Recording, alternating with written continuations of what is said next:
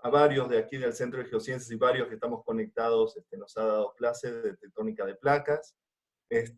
Su tema de investigación es la tectónica regional de México y el Caribe y las relaciones entre magmatismo, tectónica y geodinámica, con aplicaciones también para la exploración de geotermia y de recursos minerales. Desde el año 2005 se ha interesado y dedicado también al tema de la producción de hidrocarburos y las implicaciones para el futuro de la energía y la economía. El día de hoy, el doctor Ferrari nos presenta el seminario El futuro de la energía después del COVID-19. Pues adelante, Luca. Perdón, agradezco que durante el seminario de Luca todos mantengan sus micrófonos y cámaras apagadas. Cuando al final de su plática, o antes del final de su plática, si quieren me escriben por el chat y yo les voy dando la palabra para cuando lleguemos al momento de las preguntas. Pues ahora sí, adelante, Lucas. Bueno, muchísimas gracias a todos por el interés. Lo que le voy a presentar, a mí se me ocurrió hace un par de semanas dar una conferencia sobre esto porque he estado discutiendo con varios expertos y colegas sobre lo que está sucediendo, que es una situación excepcional que va mucho más allá de la emergencia de salud, evidentemente, ¿no? El impacto que tiene esta pandemia sobre la economía y sobre la energía. Y entonces, bueno, lo que le voy a presentar es una síntesis de la situación en que estábamos antes de empezar la pandemia y luego cuáles son los impactos y probablemente los escenarios futuros a raíz de esto, ¿no? Para empezar, entonces, tenemos que recordar como antecedentes, como lo he dicho en varias ocasiones, seguramente también en mis conferencias ahí en el Centro de Geociencia, que algunos ya no me podrán, digo, ya los tengo muy obsesionado con esto, pero la realidad es que a nivel global hemos alcanzado los límites de lo que es el input, de lo que entra al sistema económico, pero también de la capacidad de salida. ¿A qué me refiero? Me refiero a que realmente, aunque los economistas normalmente piensen que el sistema económico es algo que flota ahí en el espacio, en realidad la economía depende de dos cosas. Lo primero es la energía y las materias primas no renovables que entran al sistema, sin las cuales no puede haber sistema económico. Y el segundo es la salida, los desechos contaminantes que produce nuestra actividad, nuestra civilización industrial, cuyo ejemplo más conocido, pero no es el único, es el cambio climático, o sea, el exceso de emisiones de gases de efecto invernadero que está provocando el cambio climático.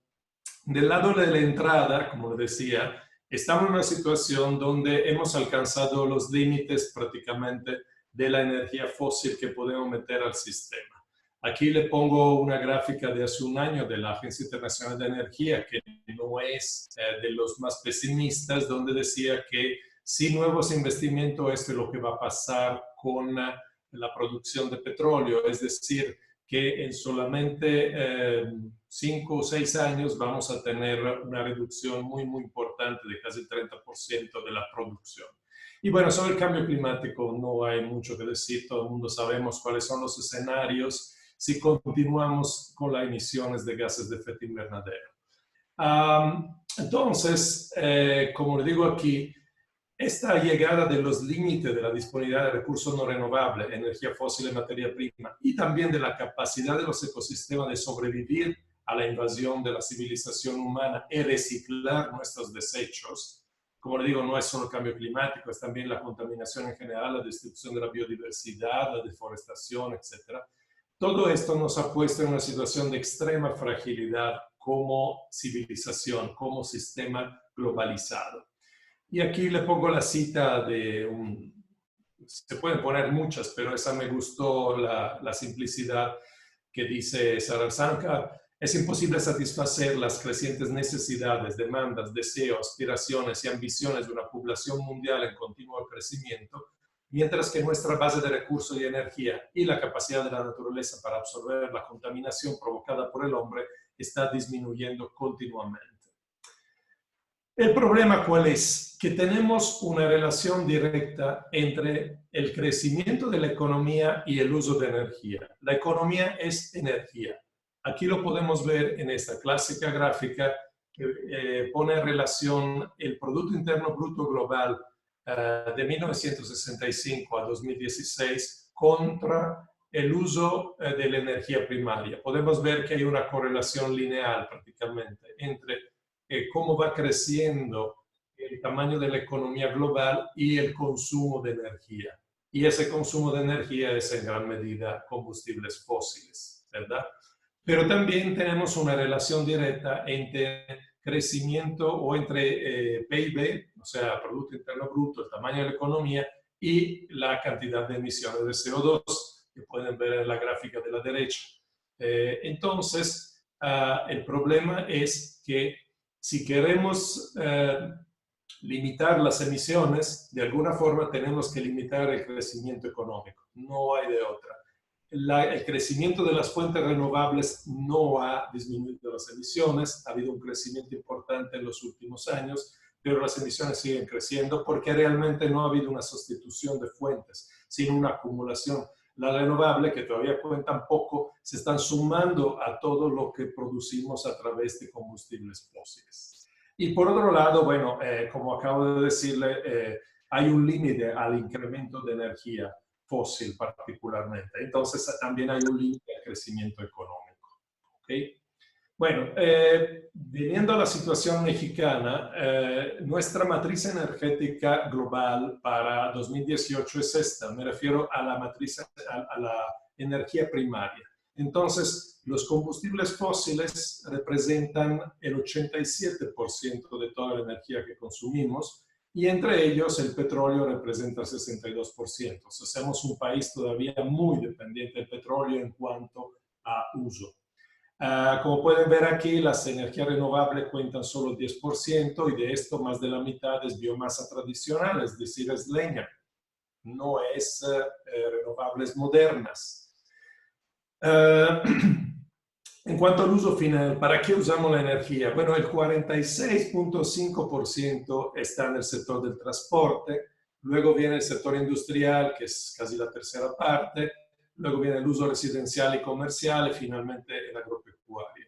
Entonces, esto es otra cosa muy importante. Tenemos un sector de transporte que consuma casi la mitad de toda la energía que consumamos y este evidentemente está constituido prácticamente al 100% por combustibles fósiles, como pueden ver aquí, gasolina, diésel, queroseno, gas licuado, electricidad 0.2%, o sea, 0. Ahora, hemos tenido un crecimiento del consumo interno de energía total, lo pueden ver en esta gráfica de la izquierda, a partir de 1965 hasta 2018. Y dentro de esto, el consumo ha sido principalmente por el petróleo hasta la década pasada y en los últimos años, la última década prácticamente con el gas. ¿El problema cuál es? Que si nosotros hacemos el balance de energía, la energía que producimos, básicamente en hidrocarburos, pero también en carbón y algo de renovable nuclear, transformamos todo esto a energía y vemos lo que nos importamos, la energía que importamos, o sea, la energía que exportamos a través de los hidrocarburos y la energía que importamos a través de refinados como diésel, gasolina y gas natural. El balance energético ya es negativo. A partir del final de 2014, importamos más energía de la que producimos nacionalmente. Ya no somos un exportador de energía, somos un importador neto de energía. Y particularmente que importamos, como les decía, gasolina, diésel y gas natural. El gas natural incluso es muy importante para la producción de electricidad. La gran mayoría de la electricidad la hacemos con gas importado de Estados Unidos. Ahora, el problema que tenemos, y lo teníamos antes del coronavirus, es que esa oferta de hidrocarburos no puede crecer, aunque en esta administración se le haya apostado mucho a eso. ¿Por qué? Porque pasamos el pico de la producción de petróleo en 2004, ¿ok? Y ese pico de la producción en 3.4 millones de barriles diarios ha sido el resultado de la explotación acelerada del campo supergigante de Cantarell. No tenemos otro. Es una monstruosidad geológica que se dio por la conjunción de muchas razones geológicas en México. Fue el segundo campo más productor a nivel mundial después de Ghawar en Arabia Saudita, y no nos hemos acabado en unos 30-35 años. Entonces la caída de Cantarell es también, el pico de la caída de Cantarell es también el pico de la caída de la producción mexicana, que como pueden ver aquí ha sido parcialmente mitigada con la explotación de otros 3 campos gigantes que son Puma, López, pero estos ya están empezando a declinar también, ¿sí? En el caso del gas es muy similar. Tenemos que el pico de la producción ocurrió en 2009, ¿ok? Y el resto, digamos, y actualmente ha bajado como una tercera parte, ¿ok? Ahora, todo esto, como insisto aquí, tiene una razón geológica, la caída. Claro que tenemos corrupción, malversación, mal uso de los fondos, decisiones equivocadas, todo lo que quieran.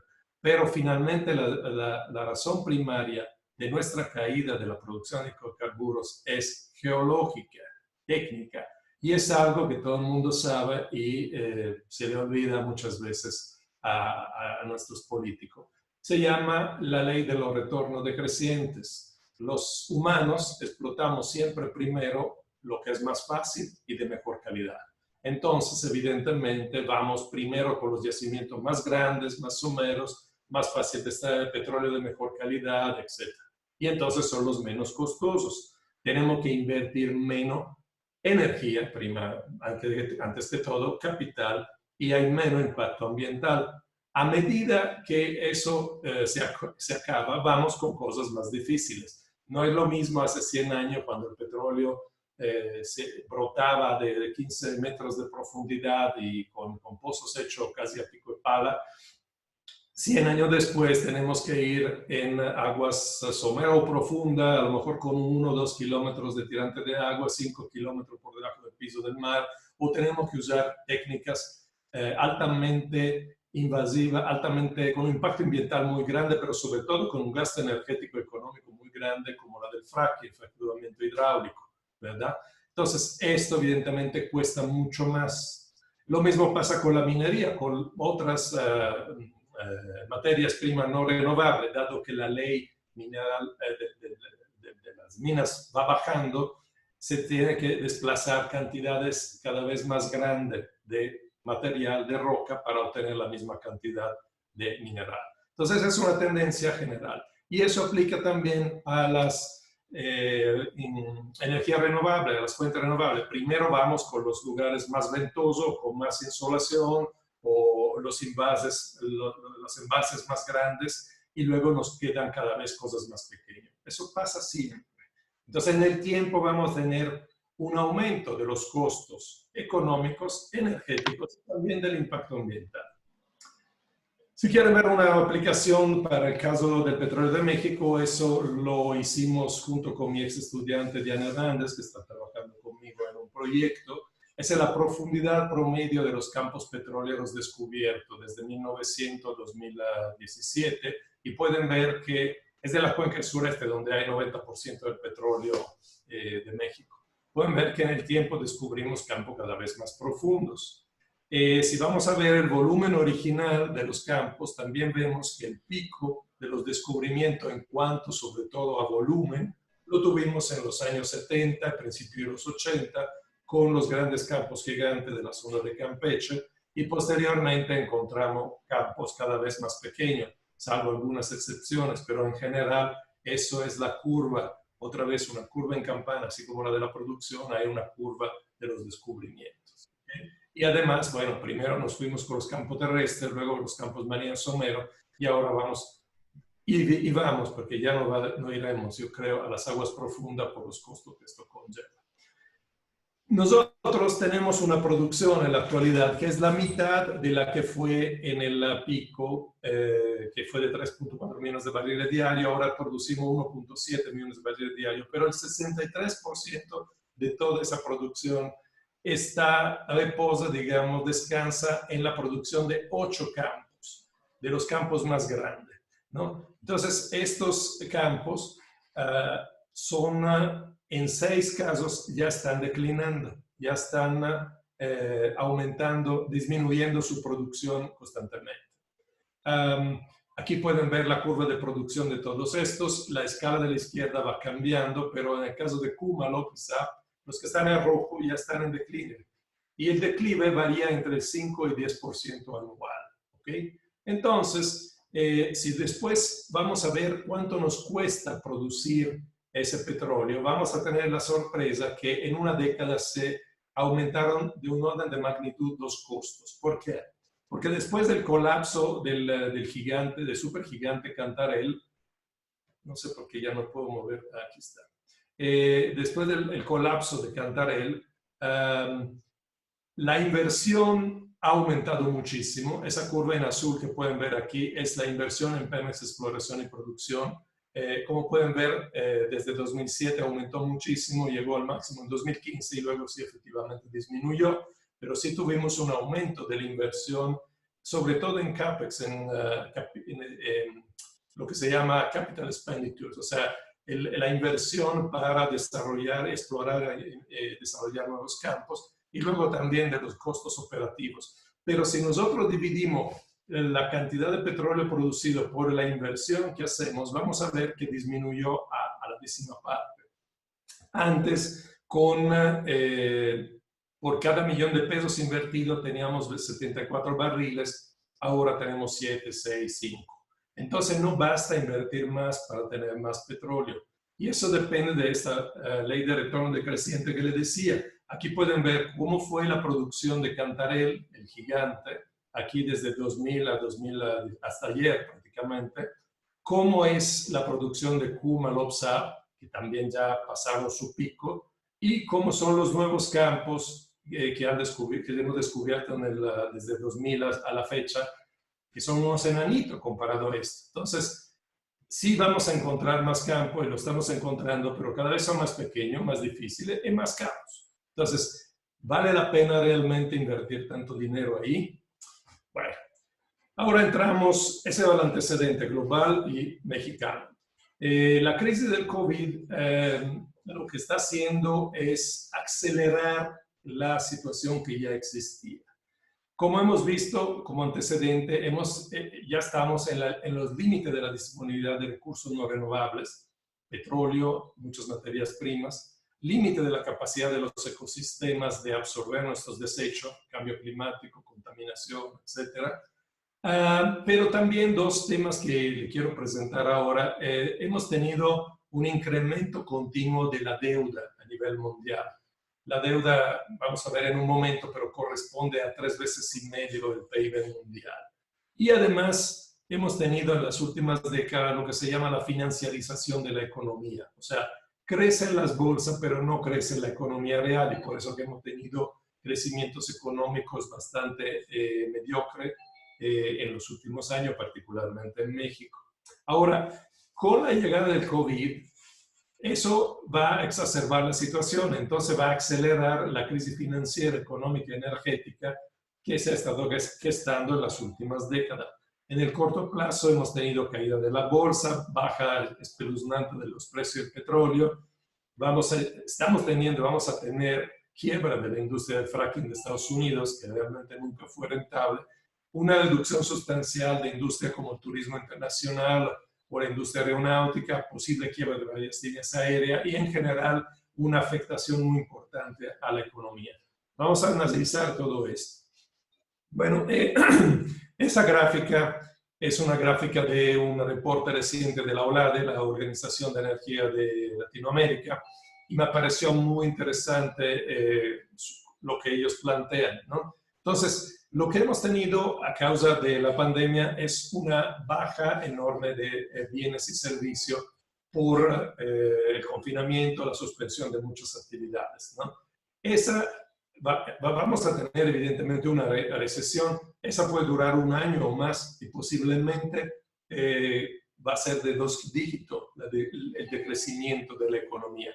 Porque, bueno, hay efectos directos sobre el sistema de salud, como dice aquí, pero también están los efectos indirectos en la oferta y la demanda, suspensión de actividades, mayor desempleo, reducción de educación, comercio, turismo, manufactura, recursos naturales, efectos a corto plazo, como pone aquí, mayor desempleo, menores salarios, aumento de la pobreza, sistema de salud con mayores costos, y mediano a largo plazo, quiebra de empresa, reducción de la inversión privada, menor crecimiento económico, menor integración en cadena de valor, deterioro de la capacidad productiva del capital humano. O sea, esa es una crisis dura, pero se inserta sobre una situación ya muy débil, ya muy poco resiliente.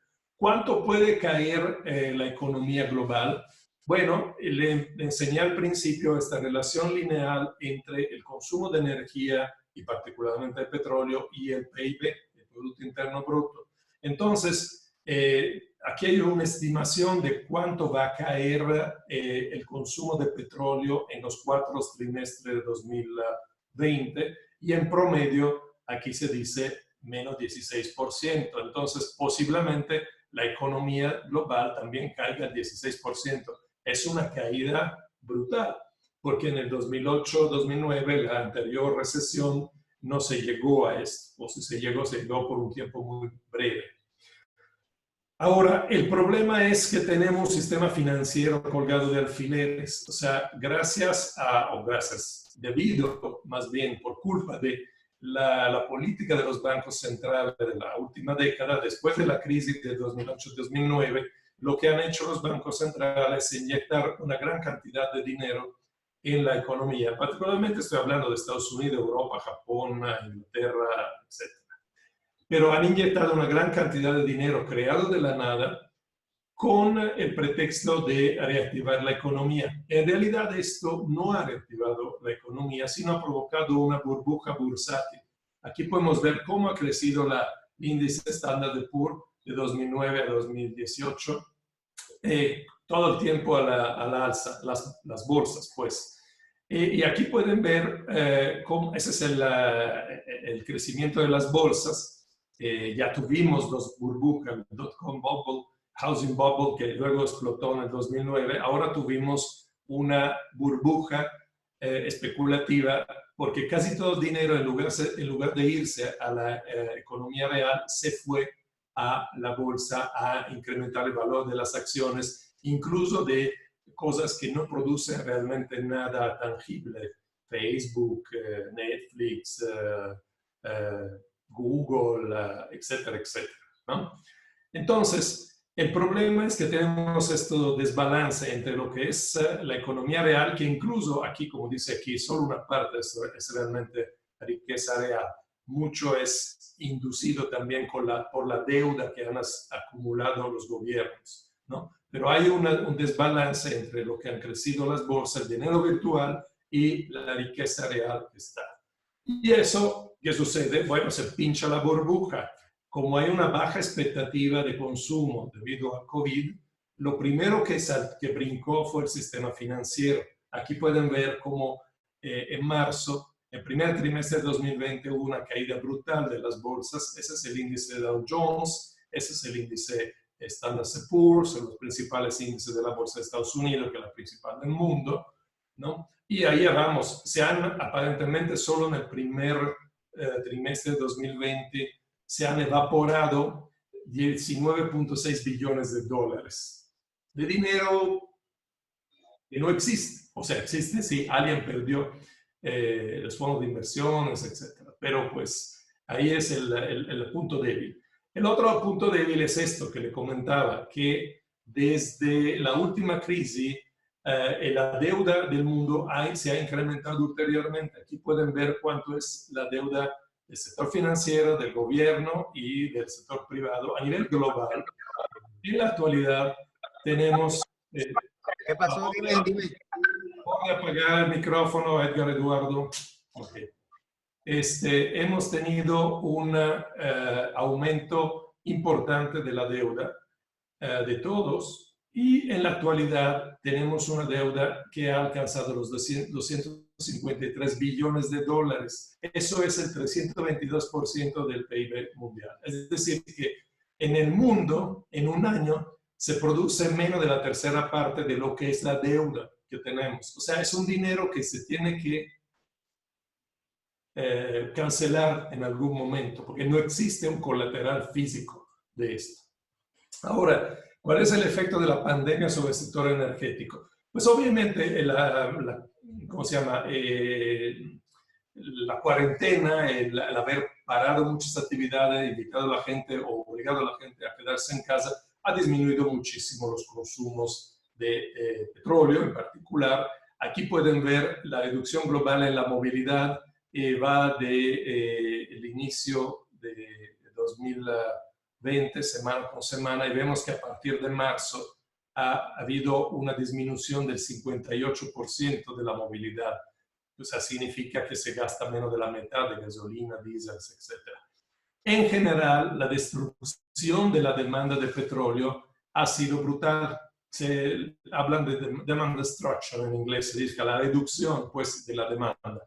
Aquí hay las 4 estimaciones principales de la Agencia de Información Energética de Estados Unidos y de otras consultoras, que van desde 20 hasta 35 millones de barriles. Es decir, la reducción del consumo de la demanda de petróleo en abril se estima que va a llegar a 35 millones de barriles diarios. Nosotros consumamos y producimos un poquito menos de 100. Entonces es más de la tercera parte. Es una baja brutal. Nunca había pasado en la historia. El problema es que tampoco podemos almacenar ese petróleo excedente porque el espacio de almacenamiento es limitado. En marzo se calcula que el espacio de almacenamiento a nivel mundial estaba ya al 75%. Por lo tanto, tiene que haber una disminución brutal de la producción y también vamos a tener por mucho tiempo precios bajos del petróleo, probablemente por todo el año menos de $30 al barril. Bueno, hoy estamos en 14 del West Texas y 18, 19 del Brent. Estas son las curvas de las previsiones, digamos, de cómo sería el precio del petróleo año con año, a partir de eso, cada uno de estos es un año, y pueden ver cómo las previsiones que teníamos hace 5 años, 4, 3, 2, 1, todo van a la baja. En la actualidad, y esto es de hace 2 semanas, quizás si se revisa, va a ser aún más bajo. Esa es la previsión que vamos a tener petróleo entre 30 y $40 al barril por 5 o 6 años. ¿Ok? Y luego viene el colapso que vivimos el lunes. Ese es un evento excepcional, pero que tiene que ver con esta situación. Como bien saben, bueno, para empezar, desde 2019, eso fue el precio del petróleo. Estuvo oscilando entre 40 y $60 al barril. Ese es un zoom desde 2020. Entonces, en enero amanecimos con el petróleo a $65 al barril, ¿verdad? Pero a medida que empieza a salir la noticia de China, del coronavirus, el bloqueo de las actividades en China, empieza a bajar el precio. En marzo, Arabia Saudita empieza a ofrecer precios descontados para mantener su cuota de mercado. Y luego hay este conflicto entre Rusia y Arabia Saudita. No se ponen de acuerdo sobre un recorte y eso hace bajar ulteriormente el precio del petróleo. Finalmente se llega a un acuerdo, pero ese acuerdo es demasiado poco. El acuerdo prevé, si es que se cumple, porque no siempre se cumple, se prevé un recorte de 9.7 millones de barriles diarios a partir de mayo, ni siquiera en abril. Y además sobre la producción de marzo. Eso es menos de la tercera parte de la caída de la demanda. Le decía que la caída de la demanda se supone que va a ser alrededor de 35 millones de barriles diarios. Entonces, 9.7 no le hace nada, es irrelevante, a pesar de que es un recorte histórico, nunca se había recortado tanto, pero la caída de la demanda es tan brutal que no ha servido. No solo no ha servido, sino vivimos el crash del lunes, ¿no? Que, bueno, supongo que se habrán enterado que el petróleo West Texas Intermediate, el petróleo de referencia americano, llegó a territorios negativos, o sea, un precio negativo de menos $40. Incluso la mezcla mexicana llegó a menos 2.7. ¿Qué significa eso? Significa que uno tiene que pagar para que se lleven tu petróleo. ¿Por qué ocurrió eso? Bueno, porque il prezzo del petrolio refleja il mercato del futuro. Los futuros son contratos que establecen una compraventa del crudo, una cierta cantidad de crudo a un cierto precio, con entrega en particular en Cushing, Oklahoma. Cushing, Oklahoma es el lugar donde el mayor terminal de almacenamiento de Estados Unidos, puede almacenar hasta 90 millones de barriles, solo ese, que es solo el 13% de toda la capacidad de Estados Unidos. En todo México tenemos capacidad de 11 millones de barriles, o sea, Cushing es 8 veces y medio. Bueno, el problema es que Cushing está casi lleno, o por lo menos está todo ya reservado el espacio. Entonces, normalmente el contrato de futuros a mayo se cierra unas semanas antes, o sea, al 21, ayer, prácticamente el martes 21 de abril, los que habían comprado contratos a cierto precio necesitaban cumplirlo, o sea, comprar ese petróleo. Normalmente lo que hacen, porque es una operación bastante especulativa, uno compra a cierto precio y luego trata de venderlo esperando de ganar algo, pero como ahorita la demanda es bajísima, no había compradores. Entonces, si no hay compradores, tú tienes que llevarte tu petróleo, pero al mismo tiempo no puedes almacenarlo porque Cushing estaba lleno o estaba ya reservado todo. Y entonces tuvieron que dar un precio negativo, es decir, quien tenía esos contratos tenía que pagar para que alguien se llevara el petróleo, ¿verdad? Eso provocó temporalmente precios negativos el lunes y ayer. En general, el espacio de almacenamiento se está llenando a nivel mundial. Mucho han optado para usar los buques petroleros. En un buque petrolero cabe muchísimo petróleo, pero ahí también se está llenando. Y entre febrero y marzo ha subido 10 veces, hasta 15 veces el precio de almacenamiento en un buque petrolero. Ese es el gran problema, que no podemos almacenar el excedente que tenemos. Otra consecuencia que ya habíamos vivido en 2014, 2015, cuando bajó el precio de $100 al barril a 60, 50, etcétera, es la desinversión de la industria petrolera. ¿Por qué? Porque el precio actual del petróleo es demasiado bajo. El precio es bajo por falta de demanda, pero el petróleo que queda por extraerse tiene un precio mucho mayor. Aquí lo pueden ver en esta gráfica de Rystad Energy.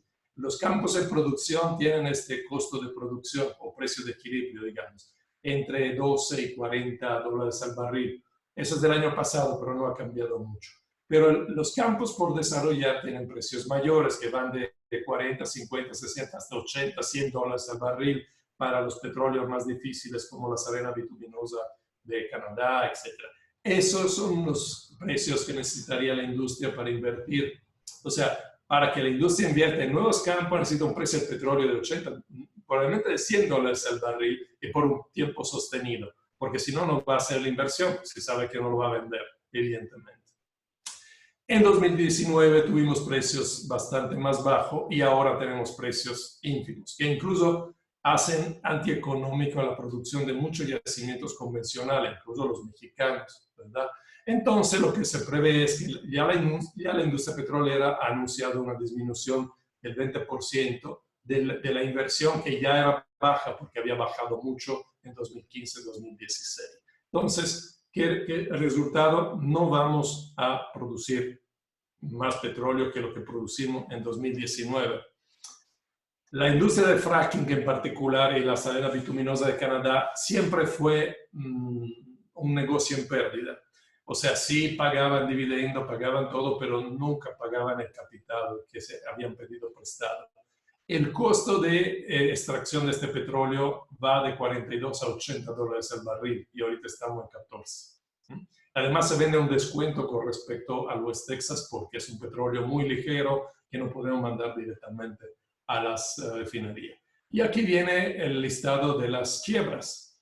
Eso empieza en 2015 y pueden ver cómo en el tiempo han empezado a quebrar más y más empresas del fracking en Estados Unidos. Y la producción ya está bajando. Ya está bajando desde enero, de hecho, pero ahorita más aún. Se prevé que va a bajar de 2 millones de barriles la producción del petróleo de lutita de Estados Unidos. ¿Ok? Entonces, 2019 quedará como el año del pico del petróleo global. ¿Por qué? Porque el shale, el petróleo de lutita de Estados Unidos, era el único que había crecido en la última década. El petróleo convencional había tocado su pico, digamos, entre 2005 y 2011. Prácticamente estaba en una meseta, no subía. Lo que había subido era el petróleo de lutita. Bueno, ¿qué escenario futuro entonces? Recesión global, bueno, esto ya es un hecho, pero hay algunos sectores que probablemente no se van a recuperar a nivel anterior a la crisis. No lo digo yo, lo dicen ya muchos. Uno, el turismo, la aviación, la industria automovilística, por ejemplo, ¿no? Va a haber una aceleración de la desglobalización, yo creo, y no solo yo. Y bueno, va a haber este efecto que el costo de producción puede estar por encima del precio de venta del crudo. Entonces va a haber, como acabamos de ver, una reducción masiva de la inversión en exploración y producción. ¿Okay? Ahora en México, crisis de la economía social de la industria de exportación y turismo. Desafortunadamente, en las décadas anteriores hemos apostado mucho a esto. Hemos apostado todo a nuestra industria de exportación, a la maquiladora, etc. Y en parte también al turismo internacional. En Estados Unidos, que es nuestro principal comprador, el 85% de lo que producimos va a Estados Unidos, de lo que exportamos va a Estados Unidos, ya perdieron el trabajo 22 millones de personas en solo un mes. Y claro, después puede haber una recuperación, pero nunca se va a llegar a los de antes. Entonces vamos a tener al menos este año una crisis brutal de la industria de exportación, del turismo. Eso implica una disminución de la recaudación fiscal. Tenemos que la producción de Pemex no es rentable. La mezcla mexicana está bueno, menos. Ahorita está en $8 al barril, ¿ok? En el presupuesto de egreso de la Federación se había fijado en $49 al barril. Y además con una plataforma de producción mucho más alta de la que tenemos. La famosa cobertura financiera que compra Pemex cubre solo el 14% de la producción. Las que compra Hacienda son un secreto de Estado, pero acaba de salir un artículo ayer del CIEP, un estudio muy detallado que indirectamente dice que estas coberturas van a suplir solo el 36% de todos los ingresos que no vamos a tener por la baja del precio del petróleo y por la baja de la producción. Entonces va a haber un golpe muy fuerte a las finanzas del Estado. Ya hemos visto algunas medidas como esto de extinguir los fideicomisos, que va a afectar a nuestra investigación porque el CONACYT tenía en los fideicomisos el dinero de muchos por convocatoria. Se está negociando con Hacienda, pero yo me temo que va a haber recorte también al presupuesto nuestro de la UNAM. Y luego viene la posible crisis energética. No sabemos si este año o el siguiente, pero a ver, tenemos un sector eléctrico que depende críticamente del gas shale que viene de Estados Unidos. Y también tenemos una gran importación de gasolina y diésel.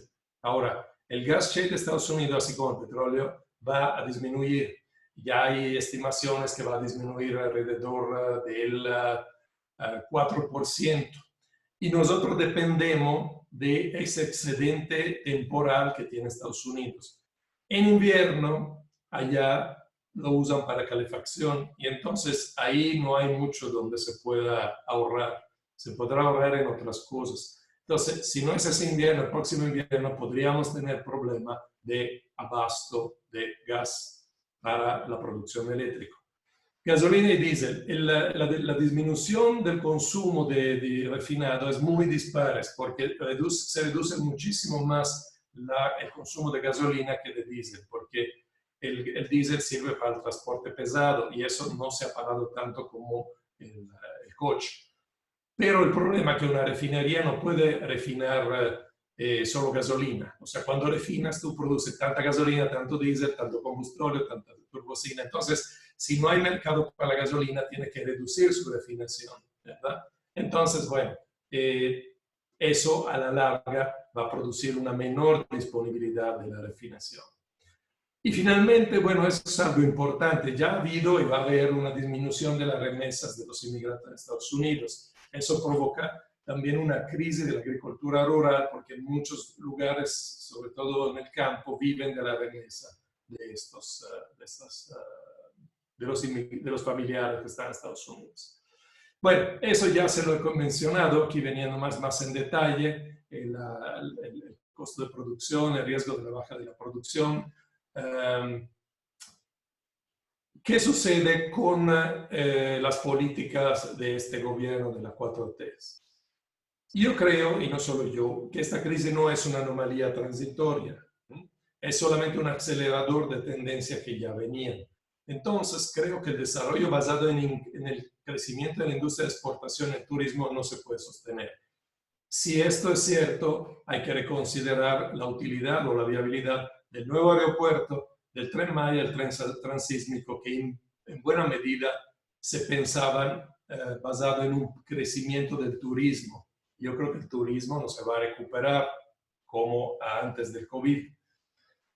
La política de incremento de la producción de crudo, yo ya lo había dicho, era técnicamente inviable, ahora es económicamente contraproducente. O sea, la exportación no tiene racionalidad económica. Además que, bueno, es un problema que tiene que ver también con las emisiones de gases de efecto invernadero, o sea, apostarle otra vez a los hidrocarburos, etc.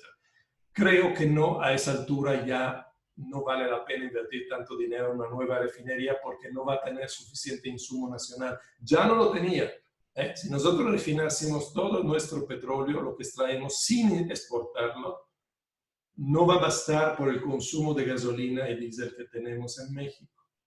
Eso es una realidad basada en los datos de CNE. Uno hace dos cuentas y se puede dar cuenta.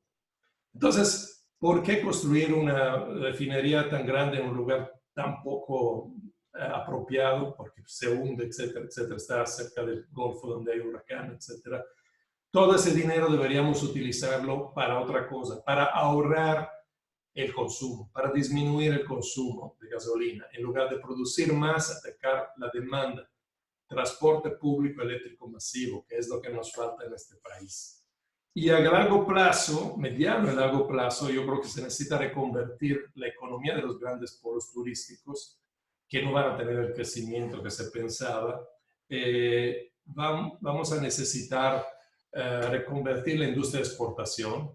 Deberíamos producir cosas más básicas y más para el mercado interno.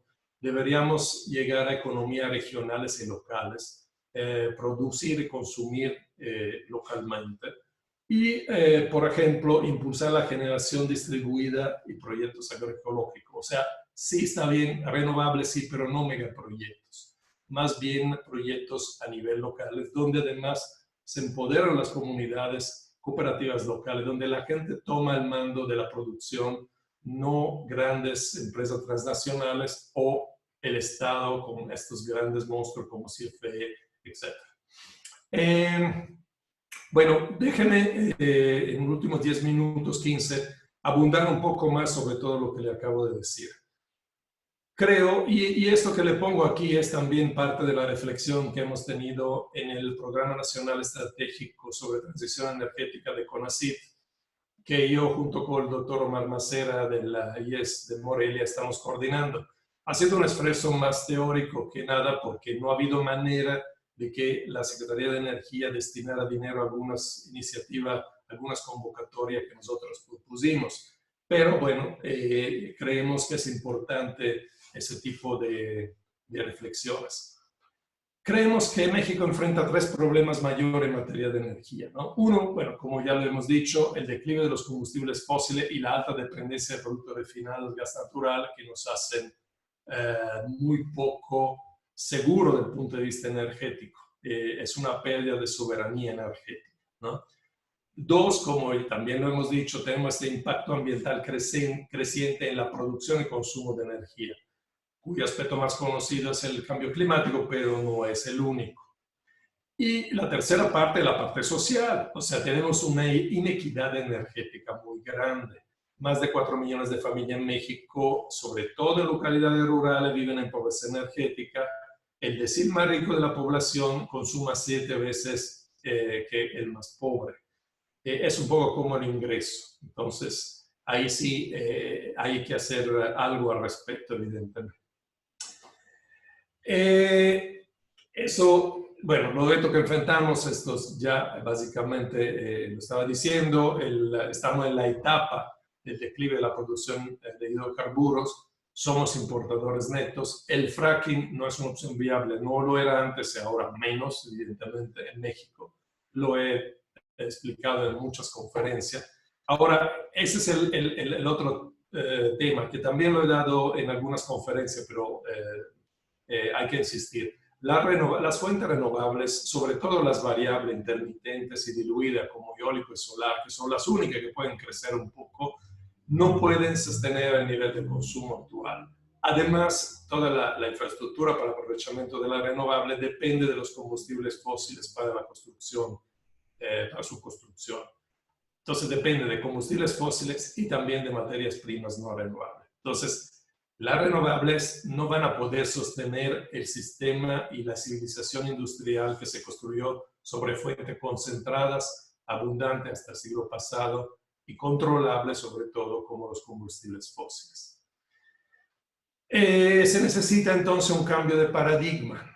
Un futuro sustentable implica una política energética que atienda los límites biofísicos del planeta, recursos, pero también capacidad de absorber los desechos y las necesidades de energética básica y también la democratización de la producción y uso de energía. Se requiere una reducción del consumo de energía en términos absolutos, sobre todo en los sectores de mayor consumo. No se trata simplemente de sustituir energías fósiles por renovables. Requerimos, por favor, apaguen su micrófono.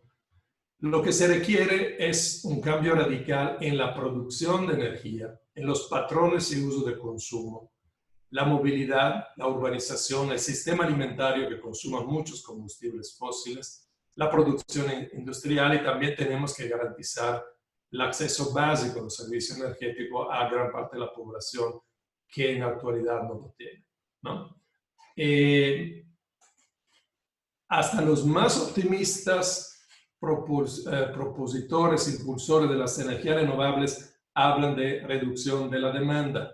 Aquí viene el estudio de Greenpeace con sus escenarios 2050 y como pueden ver aquí va a haber una disminución de los consumos. Ellos hablan de efficiency porque suena mal decir que vamos a reducir, pero es una eficiencia que tiene que llegar a una disminución absoluta, porque normalmente la eficiencia solo nos hace consumir más. Y también este señor Mark Jacobson, que publicó hartos artículos en las mejores revistas y ha sido criticado mucho por su optimismo, cuando habla de la posibilidad de 100% renovables, habla también de 42.5% de reducción de la demanda. ¿Okay? Entonces, esto del decrecimiento es algo necesario e inevitable. Y hay una literatura muy grande sobre el tema en la mejor revista científica. Hasta llegó a la Annual Review el año pasado. Hay un review sobre el degrowth, o sea, el decrecimiento. En México no he escuchado mucho hablar de eso, pero en Europa, que está más adelantado porque tiene menos energía, y en otros países ya se habla mucho de cómo reducir los consumos para llegar, no es un fin, es un medio para llegar a una economía sustentable con los flujos de energía de la naturaleza y al mismo tiempo reducir las emisiones de gases de efecto invernadero. Tienen que venir juntas las dos cosas. El problema es que el cambio climático se ha achacado a veces al consumismo, a la sobreproducción, pero en realidad, como dice Giorgio Callis, que es uno de los principales ponentes de esta escuela, el problema es el crecimiento económico, que no es natural, es un invento de la sociedad industrial. No se puede crecer de manera ilimitada en un planeta con recursos limitados. Eso es obvio, pero los economistas no lo entienden. Hablan de crecimiento económico como la única variable importante. No solo los economistas, también todos los políticos. Y si crecemos, aunque sea el 2% anual, es un crecimiento exponencial. Y no puede haber crecimiento exponencial infinito en un planeta finito, obviamente. ¿Dónde entonces hay que recortar? Bueno, primero el transporte. Hemos visto que en México más del 46% de toda la energía está en el sector del transporte y en la Ciudad de México es el 60%. ¿Ok? Entonces, ahí es donde podemos realmente empezar a reducir la demanda de energía. ¿Cómo? Bueno, hay medidas de efecto inmediatos que no tienen coste económico, aunque el político sí, a lo mejor. Reducir la velocidad máxima de los vehículos, prohibir la venta de vehículos que tengan un rendimiento bajo, desincentivar el uso del coche para una sola persona. Son medidas que ya está estudiando y va a aplicar la Ciudad de México y son relativamente moderadas. No estamos prohibiendo el uso del coche, pero estamos limitándolo, porque hasta ahora lo que hemos hecho es incentivar la camionetota, el coche grande, etcétera, el uso del coche. ¿Por qué? Porque no tenemos medio de transporte público. Entonces, lo que tenemos que hacer es un incremento masivo del transporte público, principalmente eléctrico, porque eso podría estar alimentado por renovables. Tenemos que favorecer más el uso de la bicicleta o la movilidad peatonal, o de plano no viajar, porque la única energía limpia es la que no consumamos. También la renovable tiene impacto ambiental y son menos sucias que los combustibles fósiles, pero sí tienen su impacto muy, muy fuerte en algunos casos. Entonces, introducir, por ejemplo, teletrabajo, lo estamos ya viendo ahorita. Pues ahorita ahorramos no sé cuánta energía porque todo el mundo está en su casa, ¿no? Entonces, hasta donde se pueda, quizás no todos los días, pero podría ser que no tengamos que movernos. En la Ciudad de México es terrible cuando yo escuchaba estudiantes que viajaban 3 horas para llegar a la universidad y luego regresar, ¿no? O por lo menos escalonar la entrada al trabajo y las escuelas para evitar el tráfico, que es un consumador de energía adicional.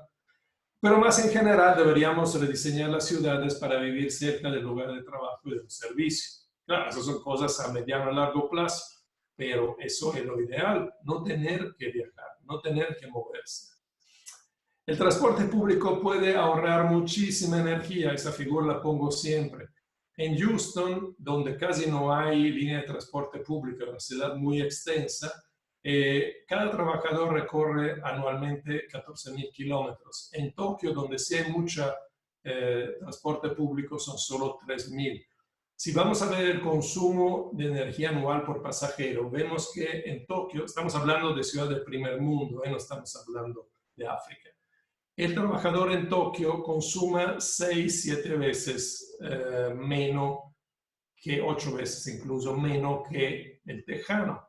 Entonces ahí es donde hay mucha tela donde cortar sin llegar a la edad de la piedra, ¿verdad? Luego, bueno, podemos ver cómo sustituir los combustibles fósiles con renovables en el sector industrial. Por ejemplo, utilizando lo que se llama el calor verde, ¿no? Podemos utilizar bioenergía, energía solar de concentración en ciertas aplicaciones para calor industrial, impulsar cogeneración eficiente, aumentar la eficiencia, o sea, tratar de reducir en el sector industrial, que es el segundo consumidor de energía, el consumo de energía fósil e en general de energía, ¿verdad? Eso ya yo lo he puesto. Deberíamos a mediano y largo plazo cambiar también el sistema industrial, dejar de apostar a la industria de uso intensivo de energía, reorientar la economía hacia necesidades internas, como le digo. A nivel residencial y comercial también se pueden hacer muchas cosas. Diseño bioclimático, uso eficiente de los edificios con menos energía, calentar o refrescar. Norma de construcción de consumo máximo por aparato, los aparatos electrodomésticos.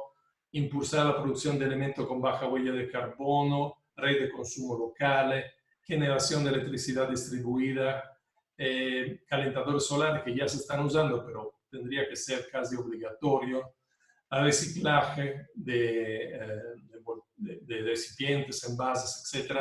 Y, por ejemplo, y prohibir la obsolescencia programada. O sea, estamos en una sociedad donde los constructores nos obligan a cambiar nuestros aparatos con cierta frecuencia, porque después de un rato ya no pueden funcionar, o porque de manera, bueno, sobre todo en la electrónica, llega un momento que si aunque el hardware funciona, el sistema operativo ya no puede funcionar. Esas cosas no deberían existir. Esas están basadas en la necesidad del crecimiento continuo. Si no podemos crecer, tenemos que cambiar todo esto, evidentemente. Y tenemos que llegar a una descentralización, a una relocalización. O sea, la agricultura, por ejemplo, es muy importante, pero se hace en gran medida con combustibles fósiles, con pesticidas, fertilizantes, maquinaria agrícola, energía para riego, el bombeo, el empaquetamiento, la refrigeración, el transporte. O sea, deberíamos reducir todo esto. Deberíamos llegar a producción agroecológica que no haga uso de pesticidas, fertilizantes, pero también a economías regionales donde se produce, se consuma localmente. Eso implica una desglobalización que ya está ocurriendo, pero mejor hacerlo por las buenas que por las malas, ¿no?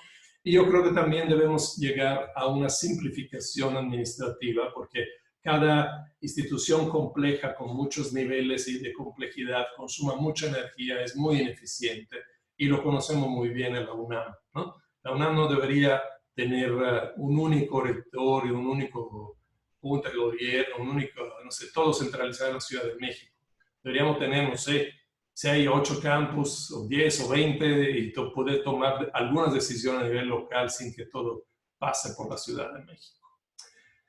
Y finalmente está el aspecto social, como le decía, ¿no? O sea, necesitamos acceso universal y democratización de la energía. Cuando decimos de disminuir los consumos, no podemos pensar que vayan a disminuir sus consumos las comunidades marginadas de las periferias de las grandes ciudades o los indígenas de la Tarahumara, etcétera, ¿no? Es gente que todavía vive con muy poca energía.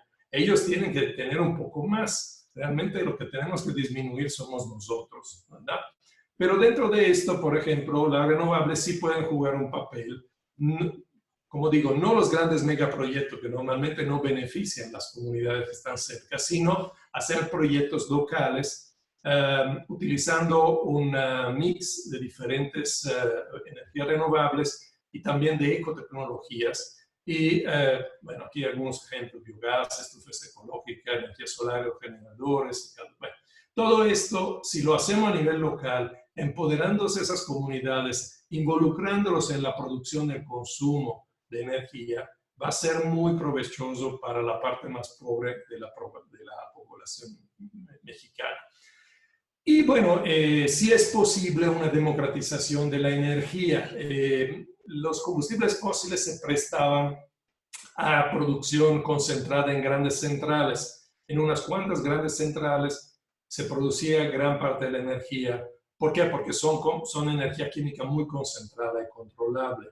Las renovables se prestan más a una distribución descentralizada, distribuida. Y aquí está el ejemplo de Dinamarca, que en los años 80 tenía 14 grandes plantas de combustibles fósiles y actualmente tiene más de 500 plantas en gran medida de energía renovable, pero operada por comunidades y cooperativas. Entonces eso es un beneficio a las comunidades locales. Es también, las comunidades producen, si yo produzco lo que consumo, soy mucho más responsable sobre los consumos y sobre todo produzco pensando al bienestar común y no a la ganancia personal de una empresa o de unos inversionistas, ¿verdad? Puede sonar muy utópico todo esto, pero yo creo que si no vamos para allá es el colapso.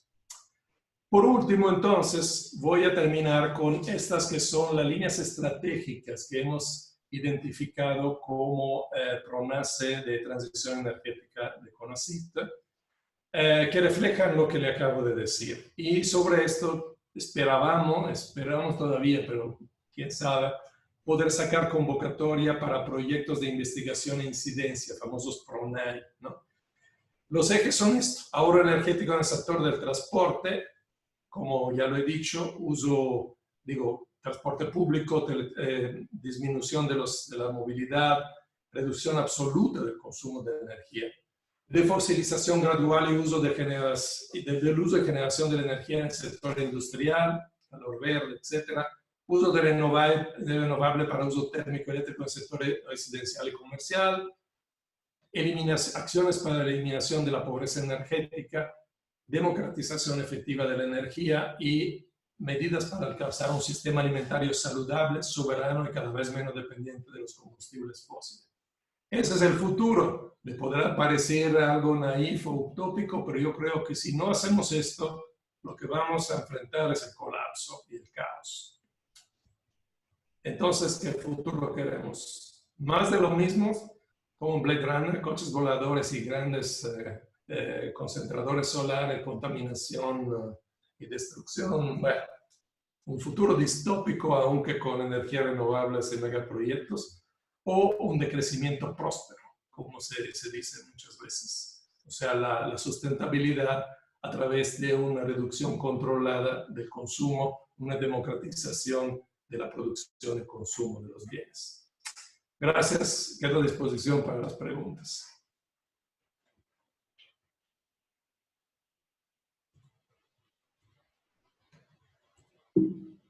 Muchas gracias, Luca. Tengo en el chat varias preguntas. Les iré dando la palabra según se anotaron aquí en el chat. La primera es Rosa María Prol, que tiene una pregunta para ti.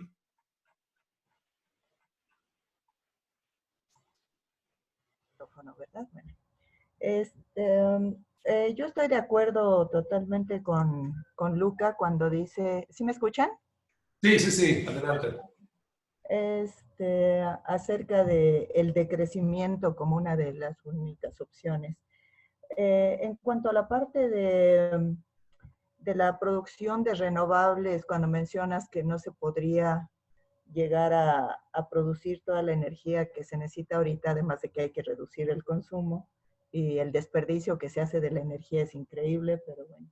En China se está produciendo energía solar equivalente a la capacidad instalada total de México, de su producción. Entonces, a lo mejor sí se podría, ¿no? Sustituir con solar, bueno, se tendrían que trabajar en la parte de almacenamiento de energía.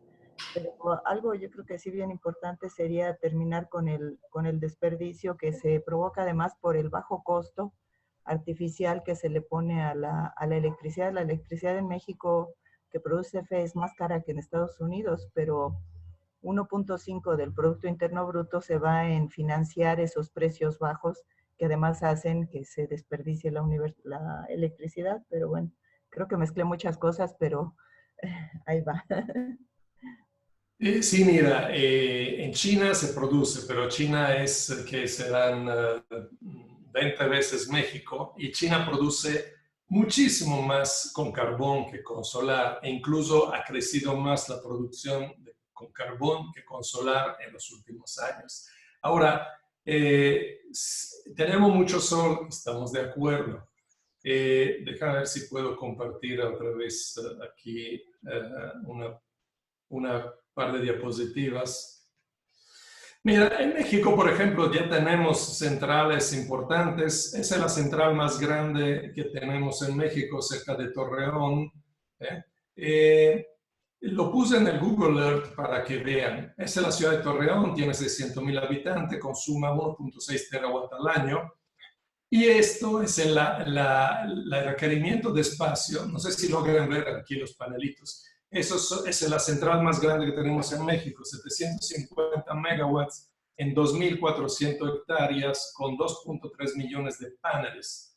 ¿Cuánto generaría? Porque todavía no sabemos, porque está todavía terminándose. Se supone que va a generar 1.5 terawatt al año. O sea, ni siquiera llega a cubrir el consumo de Torreón, que es una ciudad mediana, y además tiene el problema de la intermitencia. O sea, necesitamos respaldo, ¿verdad? Y costó $650 millones, ¿ok? Entonces digo, que se pueda sacar mucha energía eléctrica con solar y eólico es cierto, pero es un problema de costos, un problema de respaldo, porque la capacidad, el factor de carga es bajísimo. Aquí dice 20-24% es el factor de carga, el eólico 32%. La geotermia es mucho mejor, pero la geotermia solo la tenemos en algunos cuantos lugares, ¿verdad? Y entonces, y luego viene el problema de que los paneles solares necesitamos cobre, litio, cadmio, cobalto, zinc, aluminio, o sea, un montón de minerales que extraemos con minería a cielo abierto, utilizando diésel. Necesitamos carbón o grafito para hacer los paneles, en fin. O sea, tiene su detalle. Son elementos que no son renovables en su mayoría. Y el costo, bueno, podemos ver en Alemania. Alemania invirtió como nadie para producir su energía con renovables. Entonces, desde 2000 a la fecha, he encontrado que la cifra más baja que he encontrado es que son 170 millones de euros lo que ha invertido para producir 220 terawatt al año, que es 2/3 parte del consumo eléctrico de México. En México consumamos 330 terawatt al año. Entonces, ellos se han tardado 18 años y han invertido el equivalente de 7 veces el presupuesto de CIFE o 56% del presupuesto de la federación, claro, sobre 18 años, para llegar a lo que sería para nosotros 2/3 parte del consumo actual de electricidad. Y la electricidad, a su vez, representa el 18% de toda la energía que consumamos. O sea, los números, una vez que uno se pone a hacer número, no hay manera que mantengamos un sistema construido con fuentes concentradas y controlables y abundantes con los flujos de la naturaleza. Yo creo que por ahí hay que ir, pero no hagámonos ilusiones. No vamos a poder mantener este sistema construido para y con los combustibles fósiles con renovable nada más. La siguiente pregunta, la tengo, está anotado el geólogo Edson Giovanni Martínez. Él hizo la pregunta por el chat, pero no sé si él tiene micrófono para hacerla. Si no, léala. Si no, te la leo. Bueno, no abre su micrófono, así que te la voy a leer. Bajo este panorama, ¿qué se debería hacer con una plantilla laboral robusta de 120.000 trabajadores en Pemex, de los cuales casi 100.000 son sindicalizados? Esta es la pregunta de eso. Muy buena pregunta, porque además hay que recordar que hay otros 100.000 que son jubilados. ¿Okay? Bueno, yo creo que la realidad se va a imponer y Pemex no puede continuar así con ese tamaño. O sea, yo creo que deberíamos redimensionar Pemex.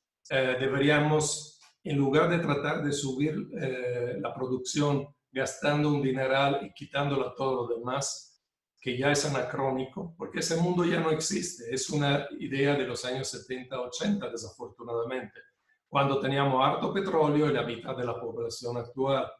En la actualidad tenemos un petróleo cada vez más difícil, entonces lo que deberíamos hacer es que Pemex se encargue de maximizar en el largo plazo la producción de petróleo, no tratar de subirla, administrar el descenso para que nos dure lo más posible mientras hacemos una transición energética. ¿Se necesita mucho menos gente? Sí, claramente, probablemente.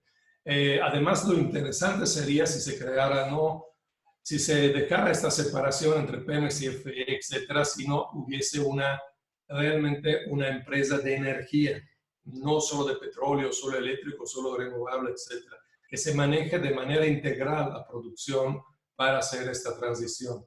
Pero una transición que, como digo, tendría que implicar también una redistribución y una producción más localizada, que es lo que se presta. Pero definitivamente Pemex es un monstruo que no podría continuar así. Claro, no podemos quitar la pensión a los jubilados, pero a los que están, pues habría que negociar con el sindicato, hacerle ver que es imposible continuar así, porque Pemex está drenando una cantidad enorme de recursos del país, de todos nosotros. O sea, hemos visto que con este gobierno, con la idea de rescatar a Pemex, es la empresa más endeudada del mundo, empresa petrolera más endeudada del mundo, se están quitando recursos a todo, menos que el petróleo, y yo creo que no es una decisión sabia, porque se basa en una esperanza que ya no puede funcionar en un mundo de hace 40, 50 años. Muy bien. El siguiente anotado es Juan Pablo Bernal. Hola, Luca. Oye, tú y yo hemos tenido varias discusiones en este sentido y hay algunas cosas que yo quería comentarte. Un poco en la comparación que haces de estos sistemas energéticos, a mí me llama la atención, a veces siento que estás comparando peras con manzanas, en el sentido de que, por ejemplo, se compara el precio de combustibles fósiles como es petróleo, gas, incluso carbón, los cuales han estado, y bueno, lo estamos viendo también ahorita con Pemex, están históricamente subsidiados, y están compitiendo contra sistemas renovables como solar, eólica, que no necesariamente están subsidiados. Y que también tiene otra cuestión en este sentido de que, pues si mantenemos el sistema business as usual y no rompemos, como tú bien dices, paradigmas en la actualidad, pues sí las cosas están un poco oscuras. Pero yo creo que romper estos paradigmas significa, por ejemplo, tener sistemas un poco bastante más eficientes de generación de energía, sistemas más eficientes de consumo de energía, y que sí es algo que parece que es imposible, ajá. Pero por ejemplo, a mí me gustaría que comentaras un poco sobre el caso de Inglaterra, ajá, del Reino Unido, un país que a partir de 2018 para acá ya se genera más energía eh, con métodos renovables, en particular eólica, que lo que históricamente estaban utilizando, que es el consumo del carbón, ¿no? Entonces, y es un caso que lo han logrado sin menoscabo importante en el crecimiento. Ajá. Digamos que el menoscabo que han tenido en el crecimiento ha sido por cuestiones políticas del Brexit, ¿sí? Ajá, y no por cuestiones de acceso a energía. Uh-huh. Y bueno, por otra parte, perdón, y por otra parte, si en todos estos modelos de decrecimiento se ha considerado que si se reduce los subsidios y se hace realmente más cara los combustibles fósiles, va a aumentar mucho la demanda, puede aumentar mucho la demanda y aún así la oferta de los fuentes renovables, que los hagan todavía más atractivos e incluso merecedores tal vez hasta de subsidios. Mira, a ver, las renovables tienen un subsidio en el sentido de que si tú le metes una generación variable a la red eléctrica, es cierto que la subasta reciente el precio era muy bajo, pero pues ahí quien está llevando la carga es CFE porque necesita compensar la variabilidad. ¿Cómo se compensa? Se compensa con centrales de ciclo combinado de gas, que al prenderla y pagarla también no son muy eficientes y costan. Ese costo lo tiene que llevar la empresa que produce energía eléctrica. Las renovables no son baratas, lo siento mucho. Tú ve a ver, en Europa eso está muy claro, también en Australia, en California. En todos los lugares donde hay mayor penetración de energías renovables han subido los precios de la electricidad.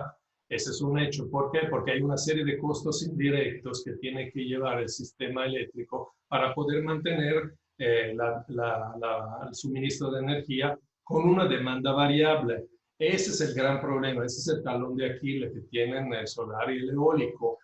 El almacenamiento cuesta mucho, entonces si le agrega el costo del almacenamiento, aparte que no puedes almacenar, no puedes suplir sobre todo la variación estacional.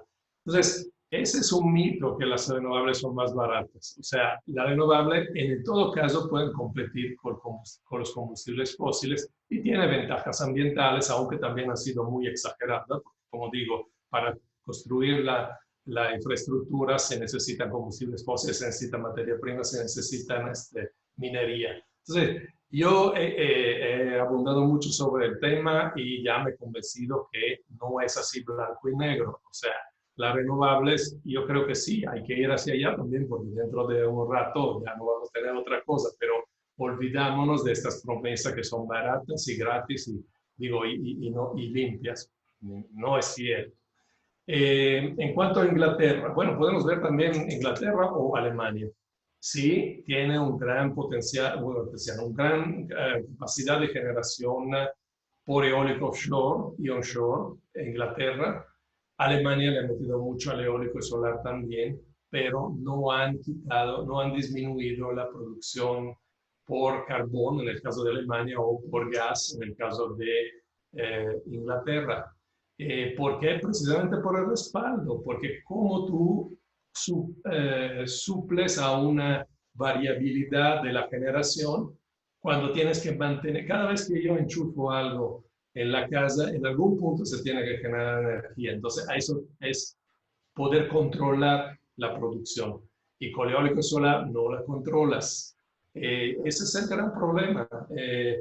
Yo, la verdad, bueno, podemos tener una plática entera, si quiero, le doy otra conferencia sobre esto de las renovables, porque tengo mucho material, no le he metido ahorita, pero después a veces me dicen, me acusan de defender los fósiles o nuclear. No, simplemente es una cuestión de realismo. Incluso si te vas a ver, acaba de salir la última película no es de Michael Moore, fue el productor, pero hay un activista ecologista que es el director, que hace precisamente ver eso, de cómo él tenía la gran esperanza de las renovables y se da cuenta que las renovables también tienen muchos problemas en su implementación. Entonces tenemos que ser realistas y por eso enfatizo mucho la disminución de los consumos.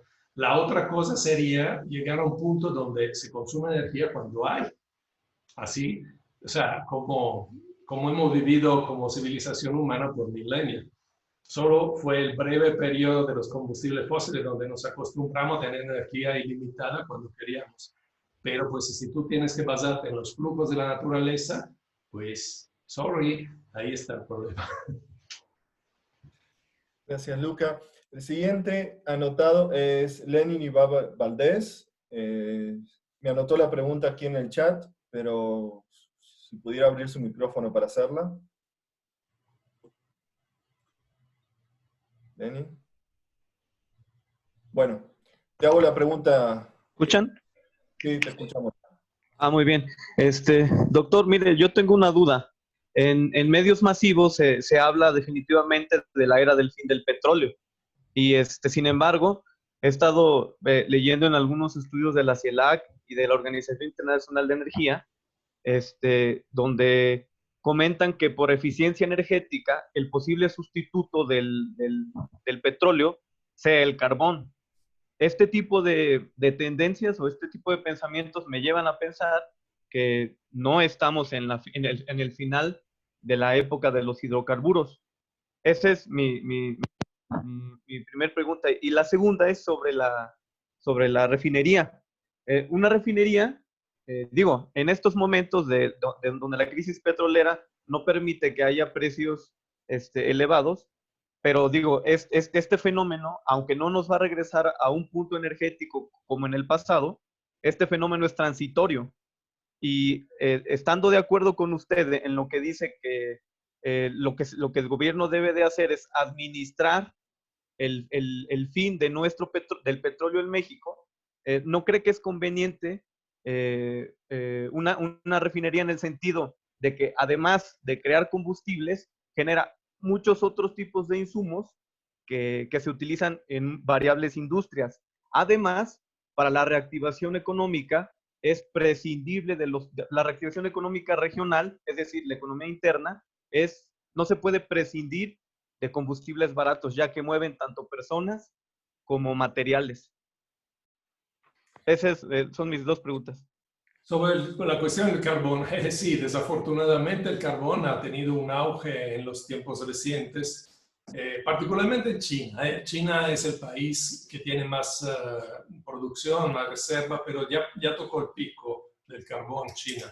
Pero ella ha hecho su desarrollo económico en buena medida con carbón, incluso produciendo más de la mitad de los paneles solares utilizando energía eléctrica producida en parte con carbón, en buena medida con carbón.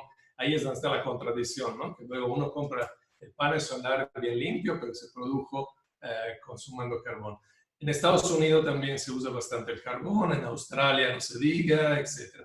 Es un combustible que todavía puede utilizarse por un rato, es extremadamente sucio, tiene un impacto ambiental importante. Digo, no solo las emisiones, sino también son minas a cielo abierto, ¿no? Etcétera.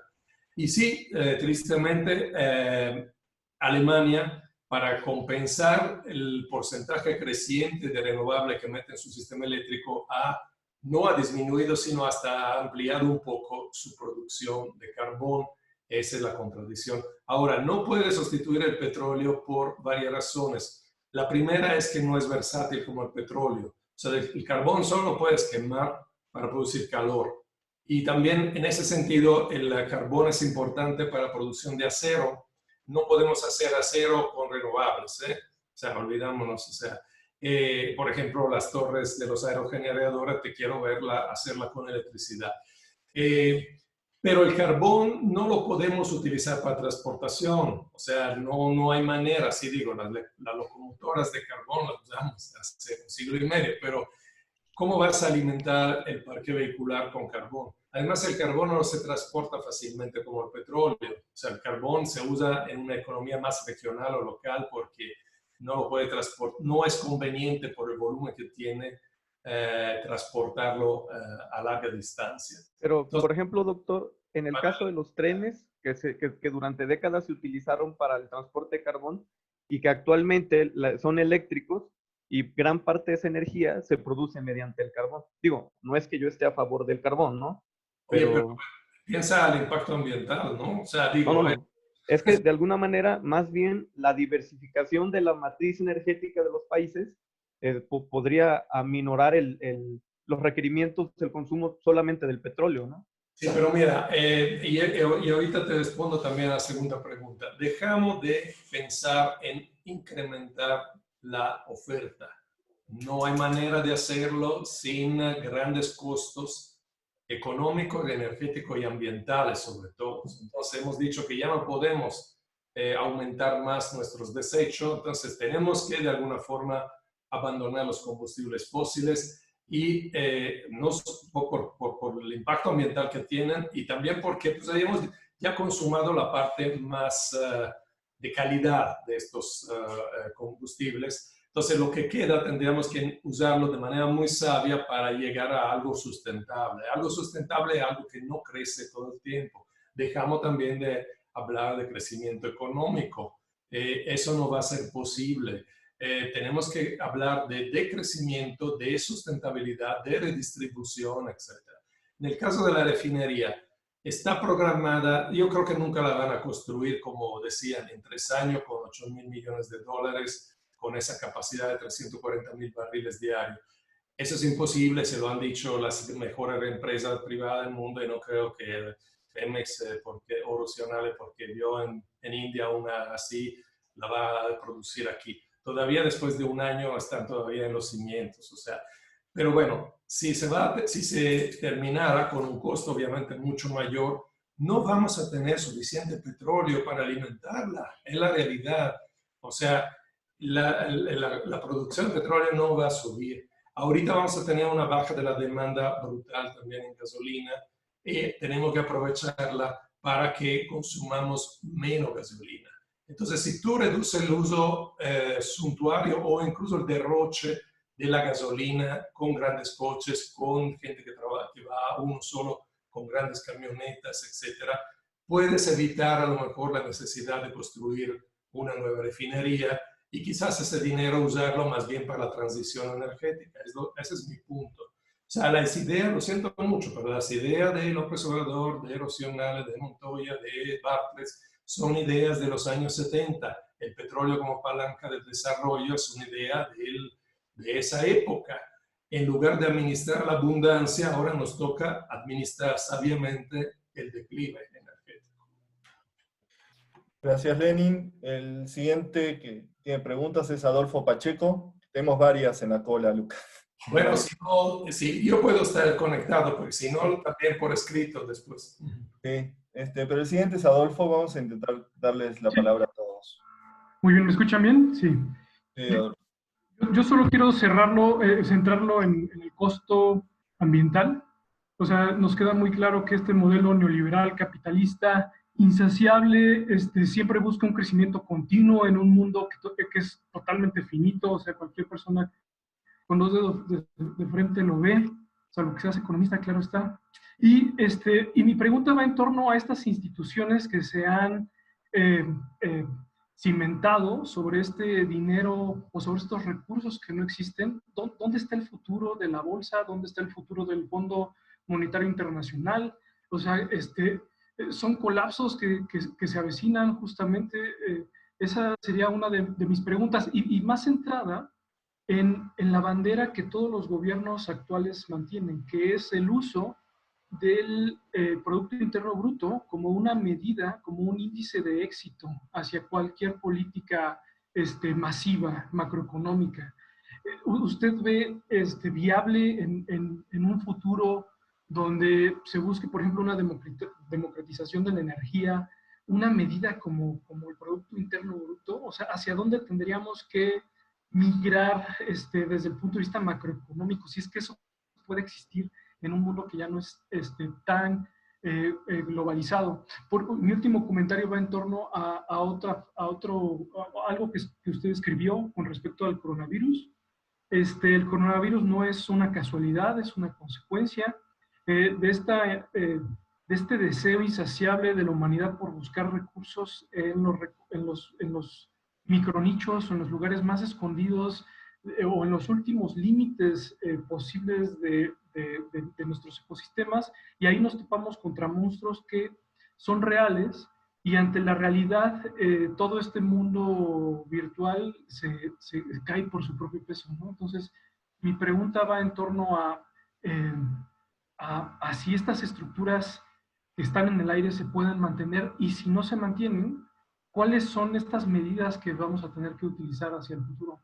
¿Existe alguien que ya lo esté realizando, además de Dinamarca? O sea, ¿lo sustentan así? No sé. Sí, bueno, para empezar, yo hablo del PIB porque es el único número que siempre manejan los economistas y los políticos, pero es una medida muy pobre del bienestar. Nos han hecho creer que el crecimiento del PIB implica mayor bienestar, y no es cierto. El PIB solo mide la cantidad de dinero que hay en las transacciones de la economía, pero no nos dice la calidad de esto. O sea, en una guerra aumenta el PIB, o sea, porque obviamente se consuma más energía, pero para destruir. Entonces, realmente tenemos que entrarle a otro tipo de razonamientos. Tendríamos que utilizar, hay otros indicadores, hay incluso el producto, ¿cómo lo llaman? En el Bután hicieron un indicador que es el bienestar. O sea, bueno, hay indicadores incluso que estableció la ONU, por ejemplo, que miden el bienestar. Eso es nuestro objetivo. Deberíamos medir lo que hacemos en función si genera mayor bienestar o por lo menos menos sufrimiento para la mayoría de la población. Entonces, con esto es como tendríamos que dirigir nuestras políticas, ¿no? Ahora, con respecto a lo que va a pasar, al posible colapso de instituciones mundiales, como estabas diciendo, evidentemente la situación no pinta bien. O sea, las élites mundiales, los poderes fácticos mundiales, como quieres llamarlos, los que realmente dominan la finanza y la economía mundial, tienen todo el interés en mantener ese sistema, ese capitalismo fósil continuando. El capitalismo realmente se construyó principalmente con combustibles fósiles. El problema es que ya va a ser muy difícil. Ya están hablando incluso de renta universal única, o sea, de distribuir un poquito de dinero a todo para evitar que haya revoluciones, revueltas, etcétera. Pero se tiene que cambiar la narrativa, yo creo. Y la democratización de la energía no se va a dar sola, evidentemente, va justo en contra de los intereses de las oligarquías, de los grandes grupos, etc. Entonces, son cosas que han conseguido en ciertos países que son un poco más democráticos, donde hay más control democrático. Son países pequeños, sí es cierto, pero en todos los países avanzados y también en México hay pequeños ejemplos, ¿no? Entonces, yo creo que ahí sería donde un gobierno que se dice de izquierda, un gobierno que se dice progresista, debería actuar, no en regresar al centralismo estatalizante de los años 70, del priismo de los años 70, sino al contrario, en lugar de hacer megaproyectos, ese dinero distribuirlo a la gente que se organiza, se autoorganiza localmente y empieza a hacer proyectos de producción y consumo local, agrícolas, de energías, etcétera, etcétera. O sea, sí se puede, porque lo que estamos viendo es simplemente dinero a grandes proyectos, sea la refinería, aeropuerto, trenes, etcétera, o dineros así en becas que son a veces un poco clientelares, pero realmente no provocan un cambio. Permiten que la gente no se muera de hambre, sí, pero no están produciendo un cambio. El cambio que tiene que ver, yo creo, es hacia una organización más local, más democrática, menos centralizada. Ojalá que se dé esto y no se dé una revolución violenta y un caos, pero yo le apuesto para lo primero. Muy bien. El siguiente que tengo anotado es Cristian. Solo así parece. Él hizo la pregunta también por el chat. Sí, veo ahorita la pregunta. ¿Podría explicar nuevamente el significado de la democratización de la energía? Bueno, lo estaba diciendo. O sea, realmente es un movimiento que existe en varios países para tratar de que la energía no se produzca a través de grandes centrales controladas por empresas transnacionales particulares o por incluso el Estado, pero que está muy lejos de los ciudadanos y de los usuarios, sino que se pueda producir al menos una parte de la energía en plantas más pequeñas, controladas por los mismos usuarios. O sea, suena utópico otra vez, digo, pero existen muchos ejemplos. O sea, entonces, eso tiene la ventaja que el que usa la energía, si sabe cómo se produce, se vuelve mucho más responsable en su uso. Y además, se hacen esos proyectos pensando al bienestar común y no a la ganancia de unos inversionistas.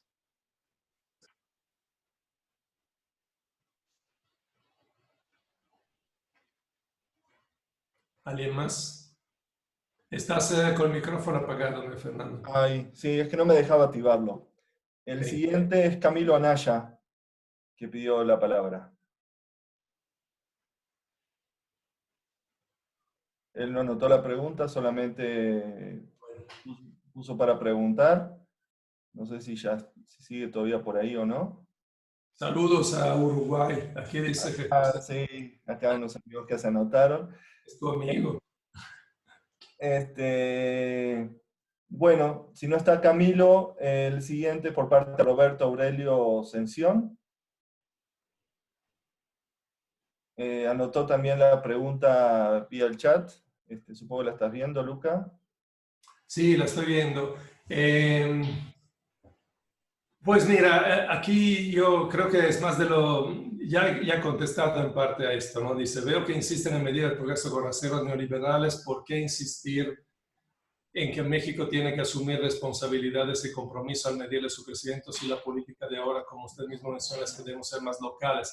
Nuestro país debería apostar a que los mexicanos vivamos más de lo que producimos localmente y no estar pensando en ser aspirante al primer mundo. Sí, definitivamente. O sea, e incluso, déjame decirte que el primer mundo ya está avanzado en esto. O sea, hay muchos lugares del primer mundo donde está avanzando esto, de la democratización de la energía, de los mercados locales, de consumir y producir localmente, etc. Eso es primer mundo, no es tercer mundo. Veo que hay más. Si quieres voy leyéndola rápidamente yo.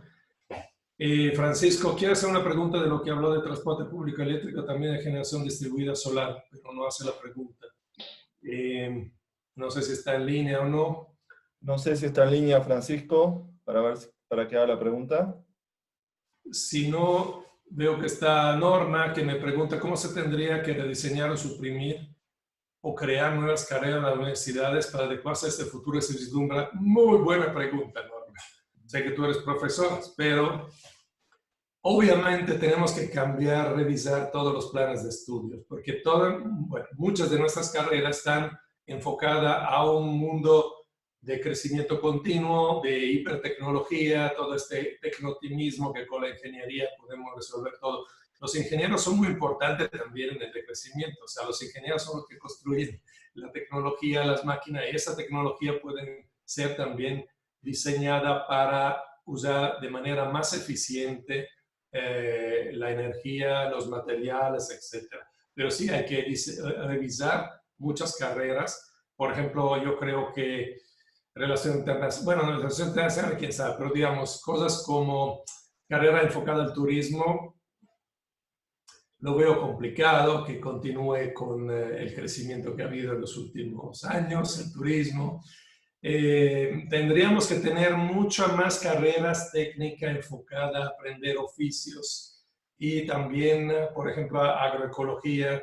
No creo que debamos trabajar todo en el campo, pero quizás más del 2% que es actualmente. Actualmente menos del 2% de la gente está empleada en la agricultura porque se usan muchísimos combustibles fósiles, pero podríamos quizás empezar a cultivar más con métodos ecológicos y eso implica mayor mano de obra. Entonces, una creación de puestos de trabajo también, ¿eh? Y hay mucha sabiduría ancestral en esto, en México todavía, en ciertas zonas. Entonces, suena utópico otra vez, habrá gente que no le gusta estar bajo el sol, obviamente, pero pues yo creo que lo primero es comer, ¿eh? Antes que el internet o los viajes interestelares, tenemos que comer y si no hay agricultura no vamos a comer. La siguiente pregunta es por parte de Vania. Ella me escribió que no tiene micrófono. Sí, ya la vi. Del litio en Sonora, ¿no? ¿Hay alguna estimación del impacto económico que habrá en el país en el futuro cercano? Por ejemplo, el caso del cambio de transporte público, sumamente eléctrico. Mira, litio sirve para las baterías y las baterías no son lo mejor. O sea, lo mejor para el transporte eléctrico es el vehículo que no trae batería, trenes o trolleybús o cosas por el estilo. ¿Por qué? Porque la batería pesa muchísimo. Entonces vuelve ineficiente el motor. El motor eléctrico es mucho más eficiente que el motor de combustión interna, pero la batería es un lastre. Y además no hay suficiente insumos, no tanto de litio, sino por ejemplo de cobalto o de otros elementos más raros que van dentro de la electrónica y dentro de las baterías. Entonces, las baterías se tendrían que utilizar solo en casos extremos cuando no hay posibilidad de utilizar un medio de transporte eléctrico con cables. El impacto, bueno, mira, yo por lo que he escuchado, el depósito de litio de México, que es uno de los más grandes del mundo, está ya comprometido en parte con Tesla y es una asociación entre una empresa nacional y una empresa china. Entonces, a menos que lo expropiamos, yo siento que pues, es un yacimiento privado, incluso con participación importante china, y está ya apalabrado para Tesla. Sí, claro, va a producir impacto en el sentido de que ahí en Sonora habrá quien trabajará en esto, pero las baterías las van a hacer en Nevada, en la Gigafactory, y a través de chinos probablemente, no lo sé. Entonces, si no se cambia eso, pues no le veo gran ventaja, pues. Híjole, tienes que cerrar las preguntas, si no, continuamos. Sí, ya cerramos la pregunta. Hacemos 4 o 5 más y ya después las cerramos. Siguiente de Pepín y Turroguarón, pero no hizo una pregunta en sí. Dijo, en proyecto de refinería se podría traer petróleo en otros países, región para tratarse después de retornarse, supongo. Después de Roberto Aurelio Ascensión, no veo una pregunta en sí. Con otras potencias internacionales que lo presionen para que ellos sean lo visto. Después tenemos de Artigas, Uruguay, mi amigo José Damasco. No sé si tú quieres hacer la pregunta, José Damasco, en forma oral. Bueno, no, la pregunta en sí es usted enfatizó la actual crisis energética basada en una matriz energética estructurada en combustibles fósiles. ¿Considera que la actual crisis es porque se ha puesto mucho énfasis en el rendimiento y optimización económica, disgregando del aspecto ambiental y sociológico? ¿Qué rol le asigna la energía geotérmica y fundamenta una maximización de energías renovables en una planificación territorial? Pues sí, son respuestas complejas, pero bueno, sí seguramente se ha puesto mucho énfasis en rendimiento, optimización económica. O sea, los combustibles fósiles son baratos o eran baratos porque no se están considerando las externalidades del impacto ambiental, obviamente. Eso tiene que ver un poco con lo que decía Juan Pablo, si consideramos todos los costos, también los costos externos del impacto ambiental, claro que debería tener otro precio. La energía geotérmica es una energía renovable de alta calidad, es la mejor, tiene el mayor factor de planta, no tiene desecho o muy pocos realmente, no tiene prácticamente emisiones. Entonces, donde hay energía geotérmica se tiene que utilizar, se tiene que darle prioridad. El problema es que es poca. O sea, donde realmente se puede aprovechar para producir energía eléctrica son unos cuantos lugares, incluso en México. Se puede aprovechar también para uso directo del calor, pero también, bueno, es solo uno de los usos. Y bueno, en México cuenta menos del 2% de la producción, digo, menos del 2% de la producción total de energía y de electricidad creo que es un poco más, como el 2 o 3%. Es difícil que se pueda incrementar mucho. Yo creo de manera optimista que podemos duplicar la generación por energía geotérmica. Como generación produce el 5% de la generación, porque tiene un buen factor de planta. Quizás podemos llegar al 10% del consumo actual de electricidad con geotermia. Requiere mucha inversión, hay mucho riesgo financiero en la fase inicial. O sea, la geotermia es buena. El problema de la geotermia es que solo hay en ciertos lugares del mundo y tiene un cierto riesgo financiero de inversión inicial, entonces no siempre se desarrolla. Pero cuando hay que aprovecharla. El problema también es que a veces está muy lejos. Entonces, por ejemplo, lo tienen ahí en Sudamérica, tienen campos excelentes en los Andes, en la frontera entre Chile y Argentina, pero están lejísimos de cualquier lugar poblado, entonces necesitas tú hacer grandes líneas de transmisión que pues finalmente te reducen mucho la rentabilidad, ¿no? Y la tercera, fundamento de la maximización de la energía renovable en la planificación territorial. Sí, obviamente, o sea, la renovable no existe una renovable mejor que otra, depende de la situación. O sea, hay que empezar mucho a planificar el territorio, particularmente en México, es un país tan grande, tenemos mucho sol en el norte, mucha biomasa y agua en el sureste, pero la gente está principalmente en el centro, tenemos vientos en las costas, o sea, en cada región se debería ver cuál es el mix de renovables más adecuado y más prometedor, y también en función de las características económicas, sociales, culturales de cada región. Se acabaron los tiempos de los planes quinquenales centralizados de una oficina de la Ciudad de México. O sea, evidentemente se tiene que hacer una planificación territorial basada en las características de cada región. En el chat hay muchos comentarios después, y llegamos a Javier Aguilar. Ah, no, perdón, esto también es si está disponible para una charla.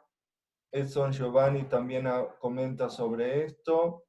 Carlos Vallejo tiene dos preguntas. Una es si es buena oportunidad para invertir en infraestructura en almacenamiento de petróleo y petrolíferos. Y la segunda es, ¿la política energética del gobierno de México debe replantearse por los efectos del COVID-19? Pues sí.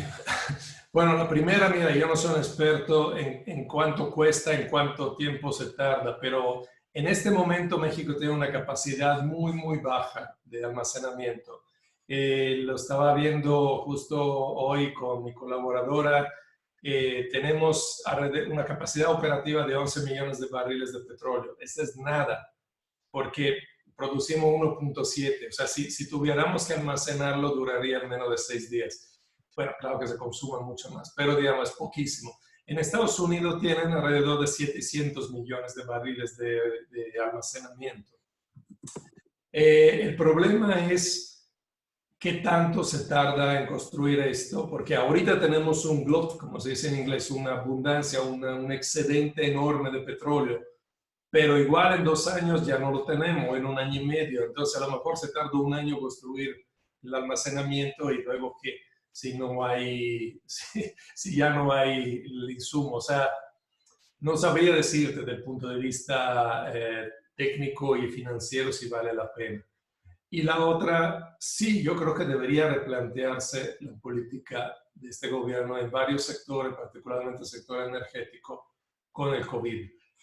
De hecho, sería ¿cómo decir? Una justificación perfecta para hacer un cambio que ya yo creo que debería haberse hecho antes. O sea, ya yo no compartía la visión petrolizada del desarrollismo petrolero que tenía este gobierno antes del COVID. Pero ahora podrían tener la excusa del COVID para decir, bueno, vamos a cambiar porque echarle la culpa al virus, ¿no? Así como se le va a echar la culpa al virus para la crisis económica, que ya estaba más o menos ahí en cierne, pues se puede aprovechar para hacer un cambio de rumbo, pero aparentemente no va a ser así. Yo escucho de vez en cuando las mañaneras y pues no veo que eso vaya a ocurrir, pero me temo que tendrá que ocurrir tarde o temprano porque la realidad es realmente muy, muy complicada. No vamos a tener dinero para seguir con los proyectos que tenemos. Bueno, y para terminar con el tema de las preguntas, Francisco está en línea, que él te quiere hacer una pregunta, y también me ha escrito Cassandra Sepúlveda en privado que quiere hacer un doctorado contigo, pero le escribí que te escribiera en privado. Sí, a mi correo, va a ser difícil todavía. Hola, ¿qué tal? ¿Sí me escuchan? Sí. Bien, la pregunta era, bueno, una parte era el transporte masivo eléctrico y ya lo contestó que era más bien con tipo tranvías, trolebuses, no tanto con almacenamiento, baterías, que es una tecnología más sofisticada y que tiene más impacto ambiental, ¿verdad? Sí. La otra es respecto de generación distribuida con paneles solares. Yo me dedico a eso. El futuro es previsible como que esto debería ser así como lo que comentó del calentador, que todo el mundo debería tener paneles en su casa, algo por el estilo, dentro de esto que estamos hablando. Pues sí, en principio, claro que se puede concentrar más en edificios, puede no ser de uno, sino de un grupo de personas, pero digamos, eso sí se debería poder hacer. Ahora, tú te estás dedicando a esto, sabrás más que yo. Una cosa es instalarlo y ponerlo en la red. Eso implica ciertos problemas para el operador del sistema eléctrico, ¿no? En este caso CFE.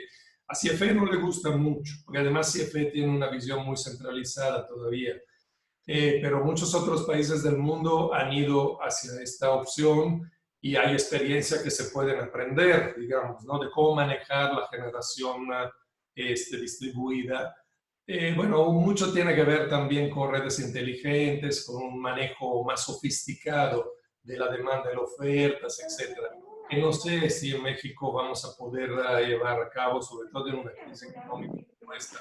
Pero sí, yo creo que por ahí va la idea, pues.